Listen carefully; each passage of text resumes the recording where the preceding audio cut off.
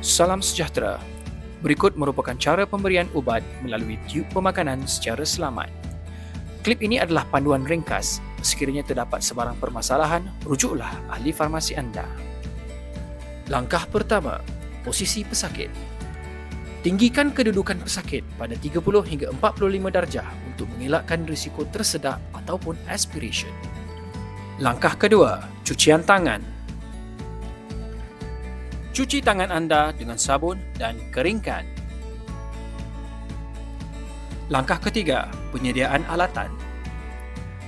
Alatan yang diperlukan adalah picagari, tablet crusher pilihan anda, ubat-ubatan, bekas ubat-ubatan dan bekas berisi air.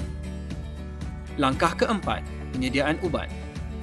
Langkah ini dimulakan dengan merujuk jadual dan arahan pengubatan yang telah tersedia.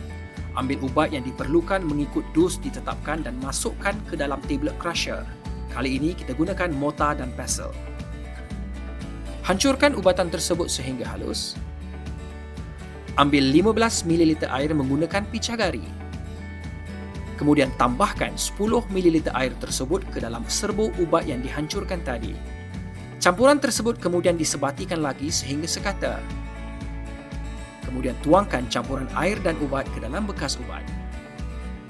Bilas mortar dan pestle anda menggunakan baki 5 ml air yang diambil tadi. Setelah disebatikan, tuangkan kesemuanya ke dalam bekas ubat. Cuci mortar dan pestle anda dengan air dan keringkan dengan sempurna. Ulangi setiap langkah penyediaan ubat ini terhadap ubatan yang lain sehingga semua ubat selesai disediakan. Setiap sediaan haruslah dilakukan satu persatu dan diletakkan di dalam bekas ubat yang berasingan. Tidak semua ubat perlu dimodifikasi atau dihancurkan seperti yang ditunjukkan tadi. Ada ubat yang tersedia larut apabila dimasukkan ke dalam air.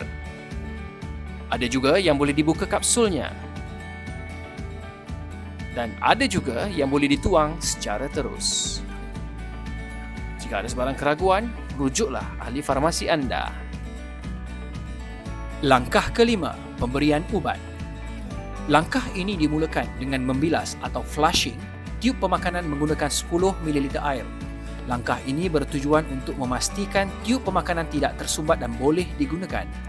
Sekiranya tiub ini tersumbat, hentikanlah prosedur dan rujuklah ahli profesional kesihatan. Setelah hampir sempurna dibilas, apitkan tiub supaya tiada udara masuk ke dalam tiub. Seterusnya, tukarkan picagari kepada picagari bersaiz 50 ml di samping mengekalkan apitan pada tiub. Masukkan larutan ubat ke dalam picagari. Sekiranya berlaku mendakan pada dasar bekas ubat, kocakkan air dengan gerakan minimum untuk sebatikan semula larutan tersebut. Lepaskan apitan tiub dan biarkan larutan ubat melalui tiub dengan meninggikan paras picagari. Pastikan anda apitkan tiub sebelum kesemua larutan ubat masuk ke dalam tiub. Ini bertujuan untuk mengelakkan udara memasuki tiub dan meningkatkan risiko aspiration. Proses bilasan atau flushing dilakukan dengan mengambil 10 ml air dan bilaskan bekas ubat yang digunakan tadi. Kemudian, masukkan larutan tersebut ke dalam picagari dan tiub pemakanan. Jangan lupa apitkan tiub tersebut sebelum kesemua larutan ubat masuk ke dalam tiub. Ulangi langkah pemberian ubat dan bilasan sehingga selesai pemberian kesemua ubat.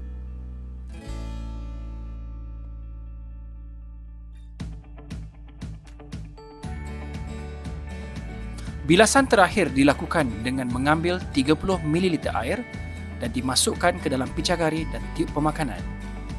Setelah selesai, buka sambungan picagari dan tutupkan muncung tiub. Sekiranya perlu, rendahkan katil pesakit hanya selepas direhatkan selama 30 minit.